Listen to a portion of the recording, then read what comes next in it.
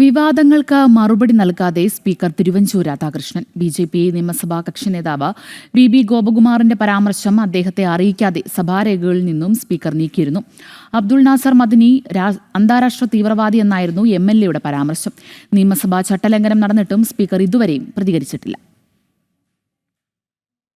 July 1 നടന്ന budget സമ്മേളനത്തിൽ കേന്ദ്ര സർക്കാരിന്റെ FCRA ബില്ലിനെതിരെ ഇടതും വലതും ചേർന്ന് പ്രമേയം പാസാക്കിയിരുന്നു. പ്രമേയത്തെ എതിർത്ത് ബി.ജെ.പി നിയമസഭാ കക്ഷി നേതാവ് ബി ഗോപകുമാർ പ്രസംഗിക്കുകയും പ്രസംഗത്തിനിടെ ബാംഗ്ലൂർ സ്ഫോടന കേസ് പ്രതിയും PDP ചെയർമാനുമായ അബ്ദുൾ നാസർ മദനിയെ പരാമർശിച്ച് ബി ഗോപകുമാർ പ്രസംഗിച്ചു.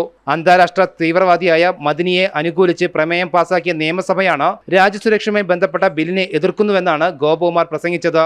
എന്നാൽ ഈ പരാമർശം സഭാരേഖകളിൽ നിന്നും നീക്കണമെന്നാവശ്യപ്പെട്ട് PDP സംസ്ഥാന സമിതി നിയമസഭാ സെക്രട്ടറിക്ക് പരാതി നൽകി. തുടർന്ന് പരാമർശം സഭാരേഖകളിൽ നിന്നും ഒഴിവാക്കുകയായിരുന്നു. ഇതാണ് വിവാദമായത്. നിയമസഭാ ചട്ടപ്രകാരം സഭാ സമ്മേളനം നടക്കുന്ന സമയത്താണ് പരാമർശം സഭാരേഖകളിൽ നിന്നും നീക്കുന്നുവെങ്കിൽ സ്പീക്കർ സഭയെ അറിയിക്കണം. സഭാ സമ്മേളനം അല്ല എങ്കിൽ ബന്ധപ്പെട്ട അംഗത്തെ രേഖാമൂലം അറിയിക്കണമെന്നതാണ് നടപടിക്രമം. എന്നാൽ ഇക്കാര്യത്തിൽ ഗോപകുമാറിനെ രേഖാമൂലം അറിയിച്ചില്ല എന്ന് അദ്ദേഹം തന്നെ വ്യക്തമാക്കിയിരിക്കുകയാണ്. ഇസ്ലാമിസ്റ്റുകളുടെ സമ്മർദ്ദത്തിന് വഴങ്ങിയാണ് ഉടനടി നടപടി സ്വീകരിച്ചെന്ന വിമർശനവും ഉയരുകയാണ്. ജനം, തിരുവനന്തപുരം.